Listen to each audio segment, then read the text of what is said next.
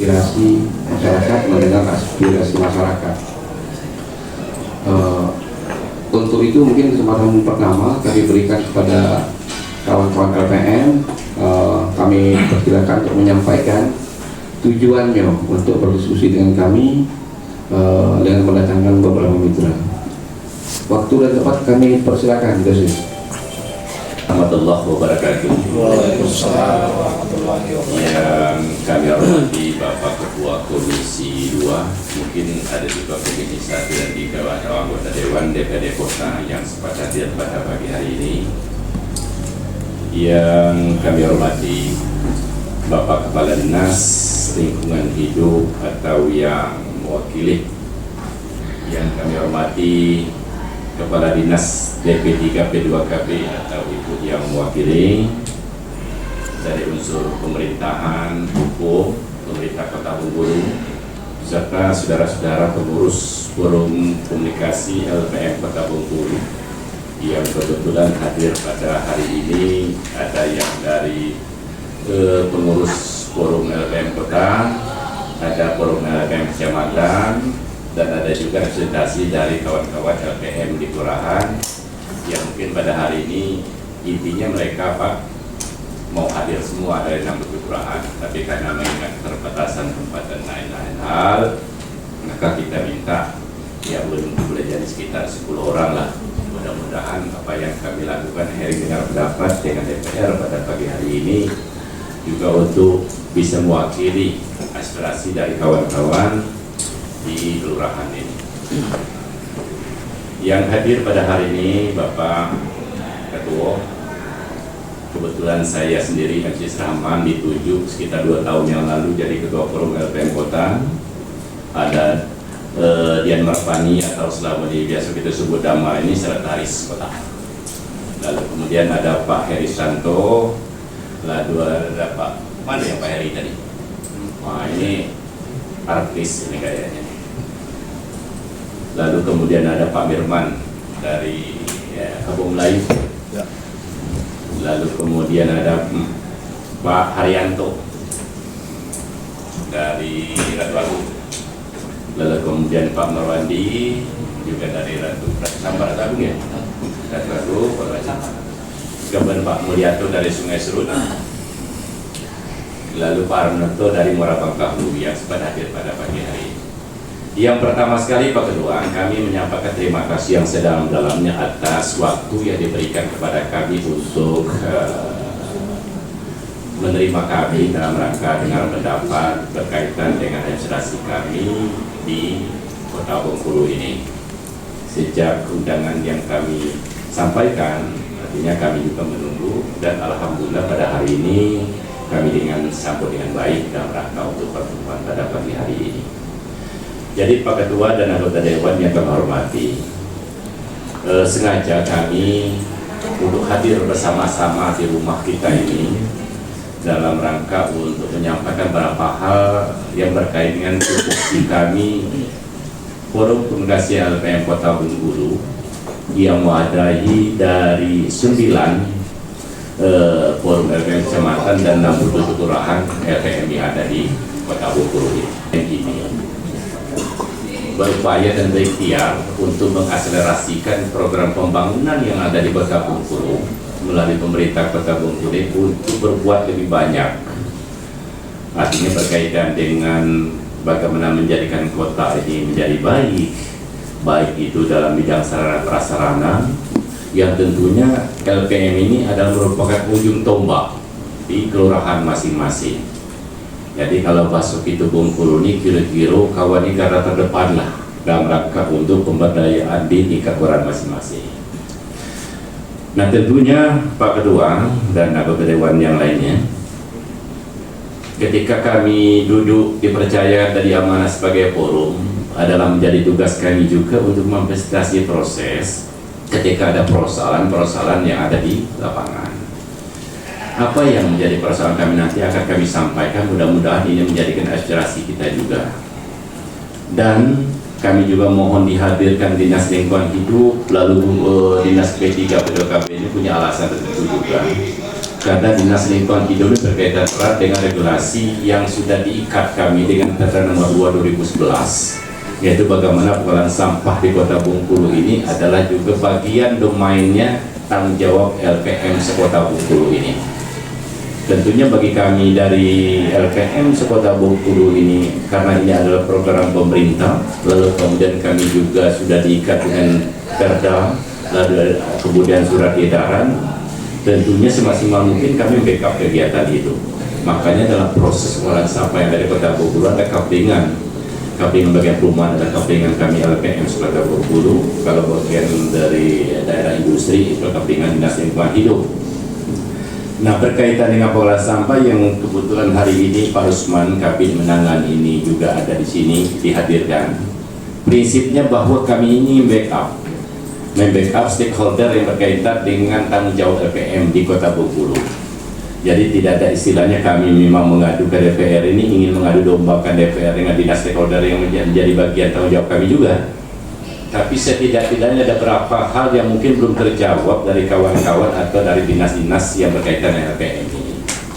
Yang pertama tentang di Dinas Lingkungan Hidup, karena kami ingin berbuat banyak, tetapi dalam kondisi di lapangan kami juga memahami suasana kebatinan di dinas-dinas tertentu. Misalnya ketika kita ingin menjadikan kita bebas sampah, lalu tempat pembuangan akhir kita kondisinya memang masih memprihatinkan, dan itu menjadi keluhan kita semua. Saya pun pada saat Pak Wawali peresmian kota tematik di Sukarami sudah menyampaikan, karena satu, di tempat daerah pengolahan sampah itu kan ada 2 RT yang langsung bersentuhan dengan daerah areal lokasi sampah di TPS Batul. Saya juga pernah menyampaikan bagaimanapun juga bisa nggak dianggarkan bahwa itu dipagar. Artinya biar nanti pada posisi hari hujan itu kan air limbah itu tidak mengalir ke di daerah-daerah resapan yang dihuni oleh RT 23 dan 24. Nah, sampai hari ini kan belum ada dikembangkan. Kita juga sudah menyampaikan Dinas Lingkungan Hidup, tapi kita sudah tahu dan sudah kita baca bahwa keluhan-keluhan itu sama, dan kami juga tidak ingin juga menekan begitu banyak karena tuntutan hal seperti itu kan kita paham karena ini berkaitan dengan kebijakan anggaran pemerintah kota. Itu yang pertama. Yang kedua, Dinas Pemberdayaan P3P2KB ini adalah stakeholder berkaitan dengan pembinaan secara hierarki organisasi LPM yang bernaung ini. Kita ini prinsipnya LPM mau dibina, mau ditemukan, mau diajak ngomong, diajak ngobrol dan segala macam. Tapi persoalan kemudian ketika kita bicara ini kan tetap alasannya sama, adalah menyangkut kebijakan anggaran. Bahasa yang paling sederhana mungkin lewat forum ini juga setidaknya bisa didengarkan kawan dari DPR adalah semacam kebijakan anggaran untuk mereka untuk mengundang kami. Lah kira-kira nak belikan aku apa mereka tidak ada anggaran, kira-kira begitu. Ya, paling tidak apakah bisa 100 juta per tahun untuk mengumpulkan teman-teman, kira-kira begitu. Itu yang Dinas Pemberdayaan. Nanti kami juga minta dengar keluhan itu. Itu yang kedua. Yang ketiga yang perlu kami sampaikan ini berkaitan dengan kebijakan anggaran tahun 2023 yang selama ini kami ini dapat angin surga. Kami begitu banyak dapat informasi dari kawan-kawan dari LPM Sekota Bengkulu, dan kita juga sudah dikumpulkan untuk bertemu baik lurah maupun LPM Sekota Bengkulu. Salah satu diantaranya ada dana kelurahan 100 juta yang katanya kemarin masuk dalam anggaran 2023, di mana dari dana 100 juta itu nanti akan diperuntukkan untuk sarana olahraga dan pengolahan sampah di kita di masing-masing kelurahan. Kita juga sudah dikumpulkan. Nah, itu nyaris tak terdengar. Sementara hari ini saya pun dapat informasi sudah mulai kita bersiap-siap untuk kebijakan anggaran 2024. Bagi kami, kalau memang tidak ada ya tidak ada, atau memang itu zong-zong, ngeprank, kira-kira bisa begitu. Jadi biar nanti kami bisa juga menjawab kepada kawan-kawan di tingkat kelurahan masing-masing. Lalu yang kedua juga kami juga dapat angin surga ini terkait dengan dana LPM. ada yang bilang 50 juta, ada yang tinggal 5 juta, ada yang 12 juta. Itu juga kita sudah sepakat ketika itu nanti akan digelontorkan ingin bangun sarana prasarana LPM. Ada kawan-kawan ingin bikin balai LPM, ada yang lain. Nah, itu 2 sumber anggaran yang sudah pernah kami ketemu dengan pemerintah. Nah, sampai hari ini jawabannya tidak ada. Belum tahu persis apakah masih ada dengan kurun waktu sekitar 4 bulan lagi ini menjelang akhir ini, atau memang tidak menunggu selesai segala macam. Jadi kami ingin dengar, kalau memang tidak ada juga, tidak persoalan juga bagi kami. Yang jelas bagi kami bisa menyampaikan kepada kawan-kawan di kelurahan bahwa memang sarana itu memang sudah dialihkan atau apapun bentuknya. Jadi kira-kira begitu. Nah, lain daripada itu, Pak Ketua dan anggota Dewan yang lainnya kami hormati. Ini kan kami ingin menyamakan persepsi terkait dengan peran dan tugas pokok fungsi kami LPM ini. Hal yang paling sederhana, kami LPM ini kan ibarat kata ini adalah pepedahnya di kelurahan masing-masing. Dari mulai kebijakan penyusunan RAB yang di kelurahan, rapat rakorban, kemudian backup kegiatan sarana prasarana pendukung ada di kelurahan dan segala macam. Tapi banyak hal yang kami temui di lapangan antara LPM dan Pak Lurahnya itu belum sinergis di lapangan. Pengalaman menunjukkan kadangkala LPM diposisikan fungsi pengawas. Kalau sarana prasarana pendukung misalkan dibuat di pihak kelurahan, lalu kemudian LPM ditaruh sebagai pengawas, lalu kemudian mereka ditaruh mengajak LSM pula. Bukan tidak mungkin persoalannya akan muncul berikut. Saya sudah berikhtiar kepada lurah-lurah yang ada yang bisa saya lakukan. Tolong diajak mereka ini bekerja sama, karena bagaimanapun juga kalau LPM di kelurahan itu adalah SK-nya adalah SK kelurahan, SK Pak Lurah. Nah, jadi kadang-kala itu belum matching. Saya juga kepada kawan-kawan LPM juga, yuk mari hal seperti ini kita hilangkan, ada klik-klik antara lurah dan segala macam. Bahkan maaf, ada kelurahan yang saya dapat informasi ini tidak mau bekerja sama betul dengan LPM, bahkan dan operasional LPM juga tidak diberitahu. Artinya ya apakah masuk saya tidak tahu itu. Nah, ini ada beberapa hal yang mendapat temuan dari kami ini. Jadi itu beberapa catatan kami, Pak Ketua dan anggota Dewan yang terhormat yang pada hari ini berkaitan dengan apa yang kami sampaikan ini. Yang pertama, stressing kami ini masalah dana kelurahan yang selama ini yang digunakan, biar nanti kami jelas sama-sama, tidak saja hanya ditaruh oleh kami yang hadir pada hari ini, tetapi juga adalah kawan-kawan di LPM yang tidak sempat hadir pada hari ini juga. Mungkin itu untuk sementara. Sebelum saya tutup atau saya akhiri ini, kalau masih ada tambahan, monggo silakan kawan-kawan Pak Sekretaris, sebelum nanti kita serahkan sebetulnya kepada Warahmatullahi wabarakatuh. Assalamualaikum warahmatullahi wabarakatuh. Yang sama-sama kita hormati Bapak Ketua beserta rekan-rekan DPR, Bapak Ibu Ketua, Bapak Ibu Kepala BPD beserta seluruh Ketua LPM yang hadir saat ini. Kami ucapkan terima kasih atas kegiatan yang dilaksanakan hari ini, karena kami lingkungan hidup selama ini bahwa pelaksanaan tugas-tugas kebersihan penanganan sampah yang ada di Kota Bengkulu ini hampir 40% mungkin yang di lingkungan pemukiman itu dilaksanakan oleh LPM. Itu sejalan dengan Perda kita nomor 2 tahun 2011 tentang penanganan sampah, pengelolaan sampah di Kota Bengkulu, bahwa penanganan sampah, pengelolaan sampah yang ada di lingkungan perumahan pemukiman itu dapat dilaksanakan oleh LPM. Nah, cuma sayangnya LPM ini kita support hanya beberapa tahun setelah Perda itu disahkan. Waktu itu di tahun 2011 itu memang ada bantuan dari pemerintah itu bentuk motor roda 3, dan mungkin itu tidak seluruh kelurahan mendapatkan, Pak. Nah, sedangkan saat ini di lingkungan pemukiman itu seluruh penanganan sampah itu dilaksanakan oleh LPM. Nah, saat ini karena ada beberapa LPM itu yang memang sudah sudah terkoordinir baik, sudah dilaksanakan dengan baik penanganan sampahnya. Memang mereka kerjasamakan, sistemnya mereka kerjasamakan dengan pengangkut sampah mandiri maupun langsung dikelola LPM. Tapi kita dari pemerintah sentuhan langsung kita ke LPM, maksudnya untuk mensupport program-program ini memang beberapa tahun ini terputus. Nah, beberapa tahun yang lalu dengan Bang Uco itu masih ada anggaran di LPM itu untuk penanganan sampah. Jadi mereka masih ada anggaran honor untuk petugas pengangkut sampah di tingkat kelurahan. Tapi beberapa tahun ini kami tidak tahu anggaran itu masih tersedia atau tidak, sehingga LPM pun betul-betul menjadi beban bagi mereka, Pak. Nah, kami berharap dari dinas lingkungan hidup ini berharap memang LPM ini bisa kita support, mereka tuh bisa melaksanakan pemilahan, pengolahan sampah itu langsung di lingkungan pemukiman, langsung di lingkungan dari sumbernya, dari rumah tangga, sehingga sampah yang menjadi beban pemerintah Kota Bengkulu ini bisa tidak terlalu besar lagi.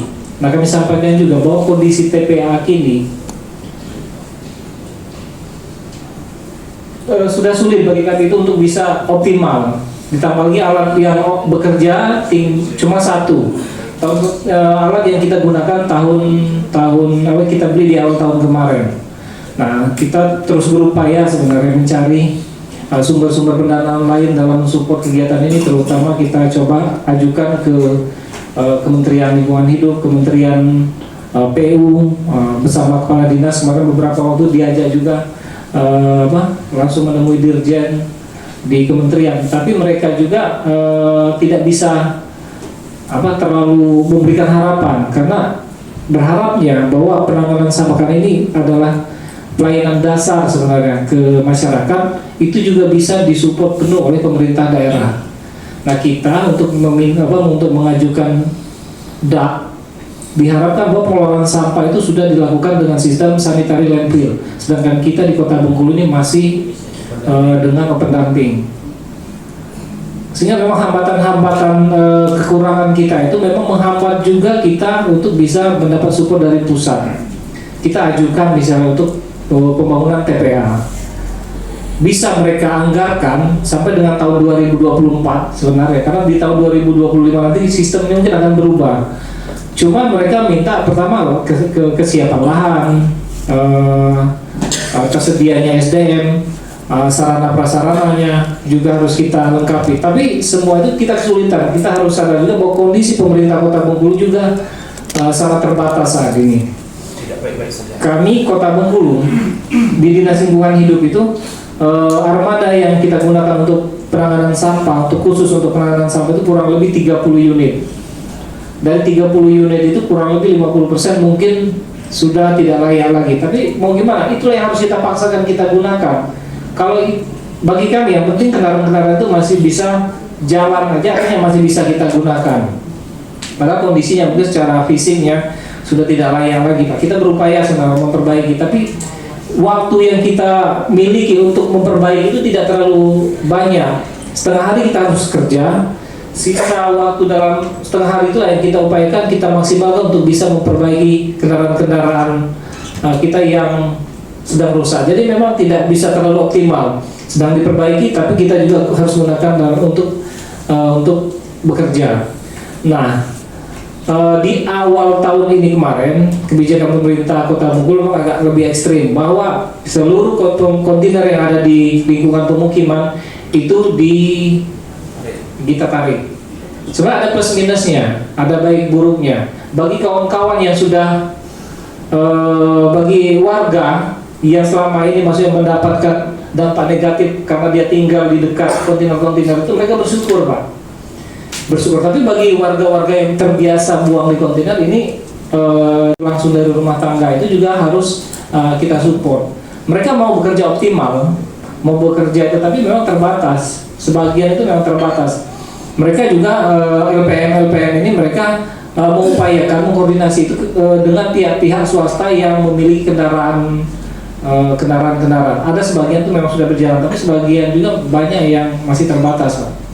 Sehingga masih ada di lingkungan itu, di pinggir jalan, di tepi-tepi jalan itu kita temukan tumpukan-tumpukan sampah di sudut-sudut, misal di Jalan Citandui, misal kalau kita lewat arah Bentiring sini saja, di jembatan itu kita masih temui warga yang masih membuang sampah tidak pada tempatnya.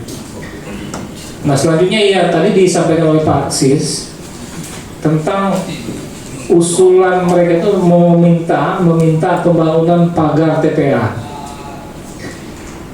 2 tahun yang lalu sebenarnya sudah kita sampaikan ke PU, tapi mungkin karena belum masuk ke prioritas pekerjaan, belum dilaksanakan. Kita sudah upayakan juga, maksudnya mau usulkan itu langsung ke Dinas PU lewat Pak Asisten waktu itu, Pak Asisten 3 waktu itu, langsung rapat seperti ini, diminta untuk membangun bronjong untuk penahan, pertama untuk menjadi penahan sampah itu supaya tidak longsor sampai ke bawah, sekali untuk menyaring airnya. Nah, kalau kini kita terbatas, tidak bisa sampah itu hanya bisa kita di muka saja kita buang. Kalau kita gerus sampai itu, takutnya sampah itu longsor sampai ke tanah warga, sampai karena di bawah itu ada sawah juga, takut merusak sawah warga. Nah, kami juga mohon supportnya Pak, sama-sama kita ingat bila dalam penyusunan anggaran atau kegiatan-kegiatan di OPD, hal-hal seperti ini bisa juga kita saling ingatkan. Kami kembali akan menyurati mengajukan permohonan ke Pak Wali, ke PU tentu arahnya supaya bisa dibuat pagar pembatas TPA itu ke jalan maupun ke lahan-lahan warga. Mungkin itu Pak singkat dari saya. Terima kasih. Assalamualaikum warahmatullahi wabarakatuh. Waalaikumsalam warahmatullahi wabarakatuh. Selamat siang, salam sehat, salam sejahtera buat kita semua. Yang kami hormati pimpinan rapat dari komisi hari ini yang telah mengundang kami, seluruh anggota dewan yang tidak bisa kami sebutkan satu persatu. Mohon maaf dan mohon izin, kami tadi agak terlambat datang karena mengikuti kampanye stunting di Bumiayu. Terus yang kedua tadi ada juga aplikasi emosi caper. Perlu diketahui juga untuk support dari para bapak ibu dewan yang terhormat bahwa ada aplikasi baru kita Pak tadi untuk bisa memberikan support kepada perempuan-perempuan yang menjadi korban perceraian. Jadi selama ini mungkin kalau bercerai itu pada saat dia bercerai dia masih honorer. Jadi pertanggungjawabannya untuk anak itu hanya 300.000. Setelah dia diangkat jadi P3K tetap jatahnya 300.000. Tapi dengan adanya aplikasi ini maka penghitungannya sudah ada rumusnya Pak. Maka akan dikalikan dengan gaji dia sekarang untuk membiayai anaknya. Jadi kalau istrinya belum nikah lagi, anak itu kan masih menjadi tanggung jawab orang tuanya, maka tidak ada rasa teraniaya bagi sang istri karena suaminya sudah nikah lagi dengan gaji besar, anak masih dibiayai 300.000. Tapi sekarang ada penghitungannya melalui aplikasi yang kami sampaikan tadi bersama Pengadilan Agama. Ya, sudah. Aplikasi nasional. Iya, namanya emosi caper. Ya, jadi itu tadi, jadi agak terlambat datangnya Pak. Izin. Nah, sedikit kami sampaikan bahwa beberapa waktu yang lalu kami sudah ber-MOU dengan para LPM sekota Bengkulu. Karena memang dalam kegiatan kami program Bangga Kencana, LPM ini sangat berperan di dalam kami melakukan kegiatan terutama pembentukan kampung berkualitas yang sudah tercantum di dalam Perpres nomor 3 tahun 2022 yang terbaru, bahwa seluruh kelurahan di kota Bengkulu ini harus ada kampung KB-nya. Kalau dulu 67 kelurahan, 9 kecamatan, baru ada 11 kampung KB di 2021. 2022 kami sudah sosialisasikan bertambah menjadi 16, dan 2023 malam tadi kami mendapat penghargaan, alhamdulillah Pak, dari BKKBN RI. Kami mendapatkan predikat ketiga kampung KB terbanyak seprovinsi Bengkulu. Dapat 2 malam tadi. Yang kedua dapat penghargaan juga dalam rangka WCD World Contraception Day, Hari Kontrasepsi Sedunia. Kota Bengkulu tertinggi pencapaiannya dalam pelayanan. Padahal kita fasilitasinya paling minim Pak. karena mobil pelayanan kita itu sudah tidak bisa difungsikan lagi karena dari tahun 2016 untuk operasionalnya saja kita tidak ada. Jadi kita cuma support dengan apa yang ada saja. Jadi mohon juga perhatian dari para dewan yang terhormat untuk ke depan. Nah, jadi terkait dengan LPM kami sudah ber-MOU dan alhamdulillah ketuanya ada di samping saya. Kami disupport dengan mereka ini adalah bagaimana kami nantinya bekerja tidak sendirian. Jadi kalau kami ingin perpanjangan tangan, kami sudah ada LPM di samping kami karena mereka ini layaknya adalah sebagai pembantu kelurahan dalam menampung dan mewujudkan aspirasi. Jadi kadang kami juga perlu support untuk perpanjangan tangan kami yang seperti ini wadahnya. Tidak perlu kami melalui lurah ataupun kecamatannya, tapi kami bisa berkontak langsung karena memang LPM ini seyogianya mitra kerja kami dalam pembentukan kampung kami. Jadi fungsi mereka ini adalah di dalam kepengurusan itu dia ada di Pokja Kampung Kabit termasuk di dalam kepengurusan mereka ini. Jadi makanya di situ ada Toma, Toga, tokoh agama, tokoh masyarakat. Nah, LPM ini wadahnya. Di dalam LPM ada juga yang orang-orangnya dia sebagai ketua adat, ada juga sebagai tokoh agama, ada juga sebagai ada RT juga ya Pak ya, ada RW juga. Jadi kami memang sudah pernah mereka sampaikan bahwa kami ini support katanya. Kami ingin mensupport, memberikan misalnya advokasi lah untuk kami ajak bersama-sama melakukan misalnya apa yang harus kami seperti lomba kelurahan dari mulai penilaian mereka bisa kami ajak. Tapi di sini kami juga terbatas dengan pendanaan karena untuk lomba kelurahan saja mungkin memberikan hadiahnya saja sebenarnya sudah tidak pas. Kalau dulu lomba kelurahan itu sampai lurah-lurah itu menyampaikan, Bu kami dapatnya sampai sekian. Kalau sekarang itu Bu Rika mungkin berapa Bu Rika satu hadiah paling tinggi 2 juta ya Bu Rika, apa 1.500.000 satu kelurahan juara satu. Jadi mereka ngomong Lita kami Bu Dewi dari berapa minggu dinilai PKK, duit kami keluar, penyediaan makanan yang untuk anak-anak balita, duit kami keluar, hadiahnya cuma 1,5 juta katanya. Jadi kami juga mau menyampaikan memang kita APBD kita kecil dan juga mungkin supportnya kita memang saat ini tidak ada pendanaannya, tapi ke depan kami berharap LPM ini minta untuk disupport melalui kegiatan seperti itu. Nah kami hanya menyampaikan saja karena mungkin duduk juga bisa orang lain nanti menjadi kepala dinasnya, tapi dalam saat ini karena dalam bermitra saya kepala dinasnya, saya support mereka untuk bisa melakukan kegiatan-kegiatan. Silakan mau melalui kampung KB, mau melalui pemberdayaan lomba kelurahan, atau mau melalui advokasi-advokasi yang lain, sosialisasi dan lain-lain. Mungkin itu yang kami sampaikan. Terima kasih. Wassalamualaikum warahmatullahi wabarakatuh. Yang kami hormati dari LPM Kota Bengkulu, Dinas Lingkungan Hidup, serta Dinas BKKBN dan kawan-kawan lain yang belum saya sebutkan, tapi tidak bisa saya sebutkan satu persatu mungkin. Terima kasih atas undangannya berkaitan dengan LPM ini. Secara khusus mungkin kalau pandangan dari bagian hukum sangat bermanfaat. Kalau di tingkat bawah mungkin hampir mirip dengan kedudukan DPRD Pak.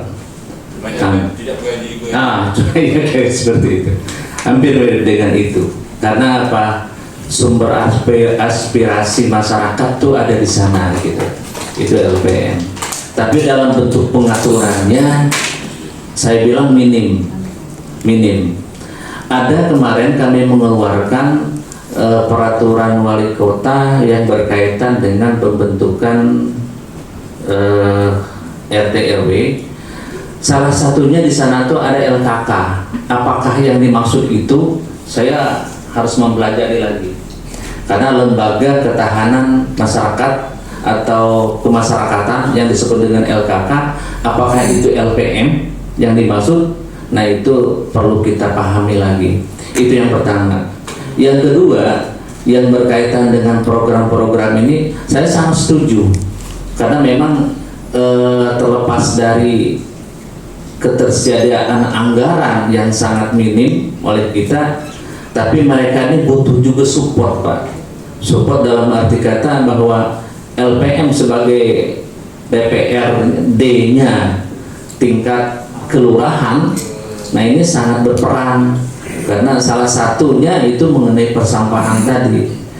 Nah itu yang kedua. Yang ketiga, kalau dilihat dari Perda persampahan ini, kami bekerja sama dengan bagian Kemenkumham kemarin. Memang masih banyak yang kekurangan di sini, terutama memang ini produksi tahun 2011 masih belum begitu terkoordinasi dengan baik, sehingga banyak kekurangan di Perda ini. Lalu tahun 2023 ini melalui program Perda, kami sebenarnya sudah memasukkan Perda pengelolaan sampah. Hanya saja setelah kami pelajari lagi, ternyata fungsi LPM belum nampak jelas di dalam Perda yang terbaru ini. Nanti kami akan koordinasi lagi Pak dengan Kemenkumham yang waktu itu memang diajak kerjasama untuk pembuatan NA-nya dan lingkungan hidup. Karena saya sangat setuju, salah satu ciri khas tentang pengelolaan sampah di beberapa daerah lain tidak ada fungsi LPM. Tapi kita yang di Kota Bengkulu ini ada sangat besar fungsi LPM ini untuk pengelolaan sampah. Oleh sebab itu kami akan merevisi ulang terhadap draftnya supaya fungsi LPM ini harus masuk di dalam Perda pengelolaan sampah sehingga punya kekuatan Pak. Salah satunya juga misalnya dibutuhkan anggaran, ya kalau di dalam perdanya sudah ada klausul boleh mengusulkan ada anggaran, ya itu salah satunya. Juga kalau memang LPM itu bukan LKK, harusnya yang menaungi di bidang LPM, contoh misalnya siapa, kalau dulu ya kemasyarakatan itu di BBKBN ya, dulu apa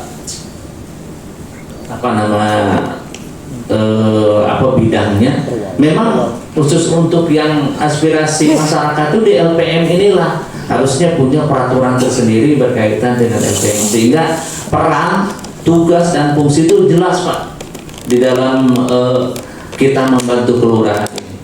Kira-kira itu Pak pandangan dari bagian hukum yang PR-nya banyak. Kalau memang ketika memang diajukan ke bagian hukum, insya Allah kita akan terima dan kita pelajari serta kita terbitkan dan membentuk regulasinya. Demikian, Assalamualaikum warahmatullahi wabarakatuh. Waalaikumsalam. Terakhir bagian pemerintahan.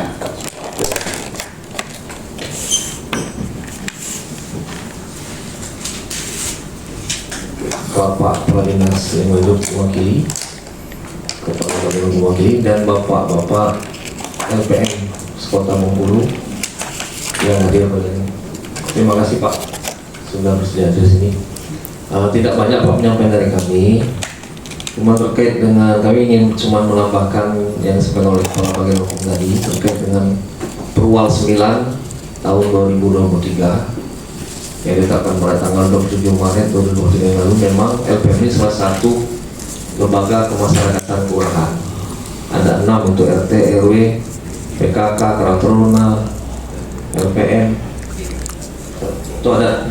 Jadi termasuk salah satu dalam lembaga kemasyarakatan kelurahan yang memang salah satu fungsinya adalah terkait dengan mengkoordinasikan terkait dengan swadana masyarakat di bidang kebersihan lingkungan. Jadi kami sangat mendukung jika Perda yang sampai oleh Bapak Kepala Ibu dari bagian hukum tadi terkait dengan lebih terinci dari kegiatan yang dilaksanakan oleh LPM yang menyangkut dalam pengelolaan sampah di kelurahan. Mungkin itu saja Pak penyampaian kami. Lebih dan kurang mohon maaf. Wassalamualaikum warahmatullahi wabarakatuh. Waalaikumsalam. Kami selalu membayangkan ketika di musim hujan 67 kelurahan, lalu ada sekitar yang kami pihak ketiga akan pengelola sampah di tingkat pemukiman itu. Kalau mereka tiga saja sudah kelurahan ada armada pengangkut sampah, berarti 67 kali 3 angka 150-an, ditambah dengan mobil angkut dari Dinas Lingkungan Hidup. Masuknya kan mereka tiap hari Pak. Ketika alur masuknya sama, lalu kemudian tempat buang sampah tidak bisa lagi diarahkan lebih jauh lagi karena begitu tingginya sampah itu, ini jadi persoalan Pak. Jadi mereka itu, kawan-kawan mengeluh kepada kita ketika masuknya berbarengan. Mereka ada yang membawa lagi sampahnya pulang ke rumah karena tidak bisa masuk. Sementara alat seperti disampaikan oleh Dinas Lingkungan Hidup cuma satu yang dibeli kemarin. Itu pun jenis apa tuh Pak Rusman? Exa ya? Iya, Exa itu yang baru dibeli. Itu juga begitu seringkali ketika saya dulu ketika alat yang rusak itu tolong dibeli bagaimanapun caranya. Yang namanya sampah ini kan ibarat kita orang dulu kalau hari ini dapat baru besok. Sampah hari ini ketika sudah masih di armada di pihak ketiga kan oleh kawan-kawan yang ada roda 3, ada armada angkot segala macam untuk masuk. Kalau mereka sudah sampai di TPA, mereka tidak bisa bawa pulang lagi. Karena kenapa? Besok mereka akan ngangkut kembali yang lain. Nah, kekhawatiran kita ketika mereka masuk dan balik lagi, sementara yang di pemukiman belum diambil lagi proses berikutnya, inilah yang jadi persoalan kita di lapangan. Bahwa sampah akhirnya apa? Masyarakat, warga ngomong, loh kok sampah kan udah bayar, kok nggak diangkut? Akhirnya apa? Sambil mereka berangkat kerja, tetengan, keluar. Itulah yang kejadian di lapangan yang numpuk sampah sekitar itu. Siapa yang disalahkan? LPM dalam posisi begini. Nah, kami ya sebenarnya prihatin juga nih kondisi kita juga ibarat gimana ya? Mau marah, ibarat siku tumbuh ke tiang nih. Mau marah ke Dinas Lingkungan Hidup, kondisinya kita paham betul. Nah, jadi maksud kami hal-hal begini, fenomena yang seperti ini, yang mohon kiranya apakah ke depan ini kan perlu dipikirkan juga, termasuk eksahnya. Kemudian sampah itu memang sudah luar biasa. Saya hampir saban hari itu, bukan karena masuk nyalek itu kan, karena memang warga sayur ya masih di depan. Tidak aman. Nah, jadi itu tolong Pak. Artinya kalaupun memungkinkan ke depan, ini juga menjadi prioritas juga bagi Dinas Lingkungan Hidup. Karena satu alat untuk menangani persampahan dari industri di tamannya pemukiman penduduk sangat tidak layak. Hanya satu, sangat tidak layak. Idealnya ketika eskavator berangkat begitu armada nyampe, diikuti pula oleh doser kira-kira begitu untuk meratakan, biar mobil yang 150 ditambah dengan Dinas Lingkungan Hidup tadi juga bisa masuk sampai ke agak jauh. Nah, kalau sekarang ini armada yang jenis roda 3 apa bentuknya, mereka hanya bisa di pinggir dekat-dekat karena mereka nggak bisa juga si mobil itu kayak mobil di turnas, mereka kan manual masuk ke dalam lebih jauh lagi, mereka pasti nyangkut karena sampah itu kan nggak pada di waktu. Ini yang persoalan selalu, apalagi musim hujan itu seringkali mereka bos ini sampah. Masalah yang di LPM dan mitra yang ada. Artinya untuk yang TPA tadi kami juga sudah ke situ Pak ya, artinya tahu kondisinya. Pak Usman mungkin dalam waktu dekat ada pengalihan alat dari PU ke DLH ya, PU akan beli lagi, yang di PU kita diberikan ke LH solusi sementara yang pernah dibicarakan beberapa hari lalu di Bangga. Silakan Bapak Ibu Dewan, Bapak ya memberikan tanggapan. Bung Aryo ya. Assalamualaikum warahmatullahi wabarakatuh. Assalamualaikum warahmatullahi wabarakatuh. Izin Ketua, Pimpinan dan rekan-rekan sekalian, Bapak Ibu dari Dinas dan Bapak-Bapak dari LPM. Pertama, yang perlu kami sampaikan kepada teman-teman OPD, kita kumpul di sini bukan masalah setuju tidak setuju. Orang ini datang bawa masalah, bukan setuju tidak setuju. Kayak bagian hukum regulasinya cak mano, bukan setuju. Kami setuju ya setuju kalau orang nih. Cuma regulasinya LPM ini batas kewenangannya, tusinya batas mano. Kalau di perda mano. Kalau di perwal disampaikan Pak Kabak Pemerintahan tadi, Perda nomor 9 2023 batas mano tusinya.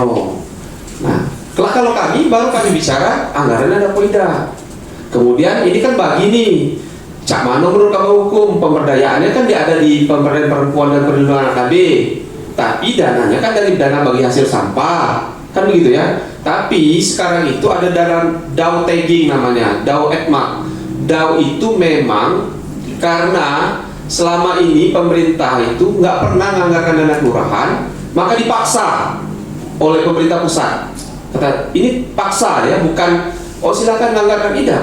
Dipaksa oleh pemerintah pusat menganggarkan satu kelurahan itu 200 juta. Ada dananya. Dianggarkan tahun 2023. Tapi kalau duitnya tidak ada, itu memang kotanya lagi tidak baik-baik saja memang. Kalau duit ada dari pusat itu, dana DAO. Dana DAO ETMAK itu dana DAO yang tidak boleh dipakai. Jadi khusus, kurang lebih cerdak. Nah, cuman kalau orang BPKD ngomong DAO rasa dak, inilah dia. Memang seharusnya begitu 2023 ngatur duit itu, lah pacak jalan.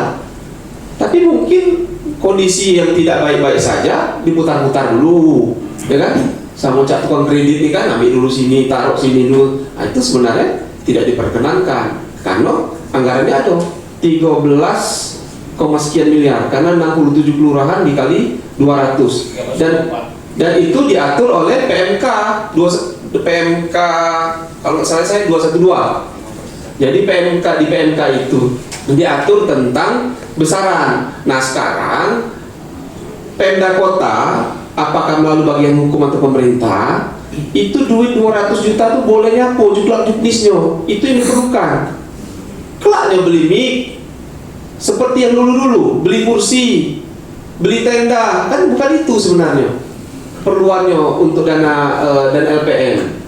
Nah jadi regulasinya harus jelas supaya kawan-kawan LPM dan pemerintah kelurahan jelas nak belinya apa. Tapi ingat catatan Pak ya, ini dana kelurahan bukan dana LPM. Dana kelurahan. Dana kelurahan itu 200 juta bukan pulau untuk LPM kalau 200 juta. Nah di situ ada untuk pembangunan sarpras, sarana prasarana kelurahan, mungkin levelnya misalnya yang pinggir rabat beton, pinggir jalan, atau mungkin pengelolaan sampah masuk di situ. Memang kalau dulu ada bagi hasil dari retribusi sampah, ya. Dari retribusi sampah itulah yang dikelola dulu. Kan LPM ini rasanya dapat duit 30 sampai 50 juta, Pak ya.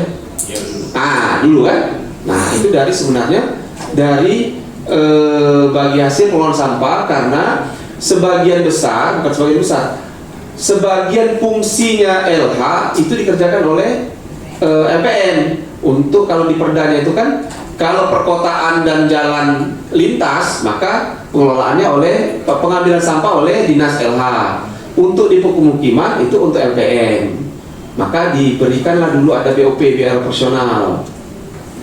Jadi sekarang permasalahannya bapak-bapak LPM ini kan datang, duitnya itu tidak ada, kan gitu. Kalau kami di Dewan sudah menganggarkannya, sekarang tinggal eksekusinya dari eksekutif Pak. Kalau anggarannya ada 200 juta per kelurahan, tinggal kelurahan mungkin naapo, sebagian di LPM, cak mano, mungkin untuk sampah, mungkin untuk fasilitas olahraga, sarpras dan lain-lain. Itu ada ketentuannya.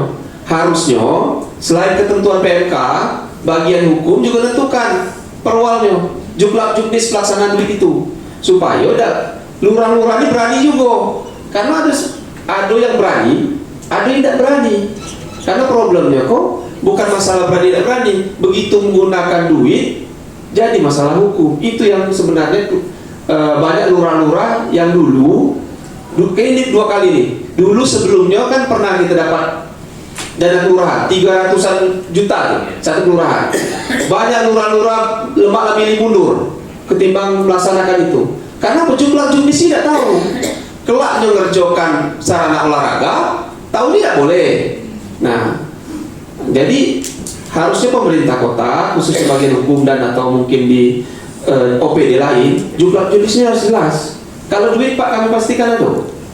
Cuman di anggaran. Karena kami itulah batas ranah kami di Dewan menganggarkannya sesuai dengan amanat PMK. Dianggarkan. Tapi kalau posisi duitnya di ado aku tidak, di eksekutif.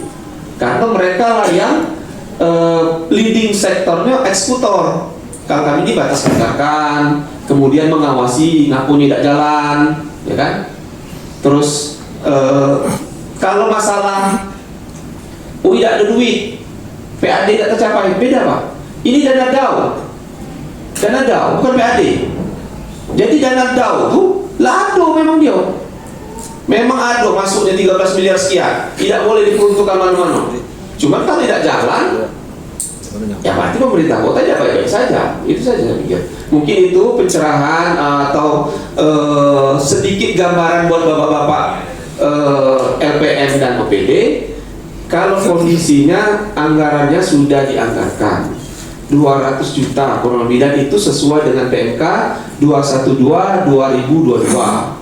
Dan kita sudah menganggarkan dananya, sumbernya DAO, istilahnya DAO ETMA, diserahkan langsung ke kelurahan masing-masing. Apakah lurahnya yang tidak pacak jalankan atau duitnya tidak ada, nah itu tergantung dari eksekutif.